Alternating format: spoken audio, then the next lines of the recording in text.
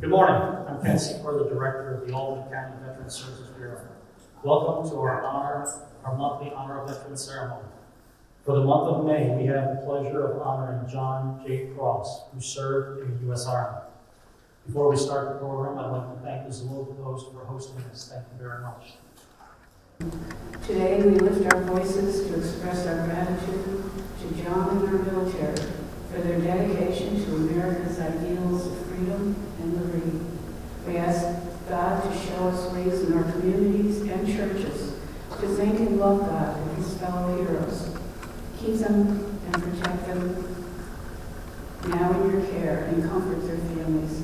You know, when you get to recognize extraordinary men, and I know you use your grandfather, your father on a different level. You see the good men when you're home and the doors closed and they after having a rough day. But you see the impact by looking behind you that he has had. And people that probably didn't know your father or your grandfather, but he did something to change your life, or was there to help them when they needed something, or needed some guidance. And if you look at the Vietnam veteran era vets that are in here, thank you for your service, because most of them didn't volunteer. They got drafted to a war that this country did not support. They didn't get behind. And when they came home after wearing that uniform with dignity and honor, selflessness, came back to people that didn't care, treated them bad, didn't have the services that we have today. And we learned a lot from that war.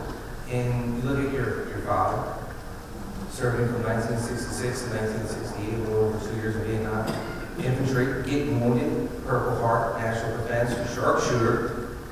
I could lump the awards he received, but when he even got wounded, to continue on fighting for the men in his squad.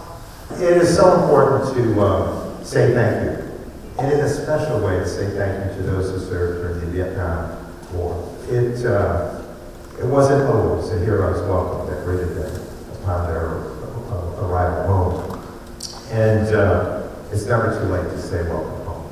And so to our Vietnam era veterans who are here, we always say welcome home. But his service at that time took on even more relevance because they were asked to do their service on the battlefield and should be respected for that. And the debt of gratitude that we owe to our Vietnam veterans can never be repaid. And I think it's important that we remind ourselves of that. And so to all of those who are here, I want to extend my deepest gratitude to each and every one of you for your service to our country during really challenging times.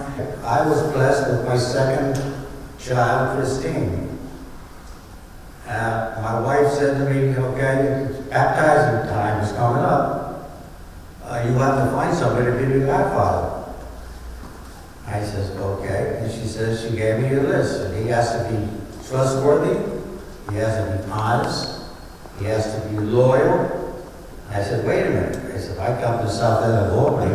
I don't know anybody like that. She said, how about John Cross? You see, us men, we look at the other guys, look at how many strikes can he throw in a row, how far can he hit the golf ball down the fairway. But a woman, she looks at the finer qualities of life, okay?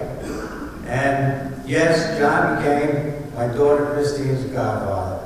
So I just wanted to read the letter that I found, which I thought is a good letter. And it summarized some of the things that I remember, and I think most of my family remembers about my father. Okay, so, dear Mom and Dad, I figured I'd better write you as soon as I could. I had a little accident, stepped on a booby trap.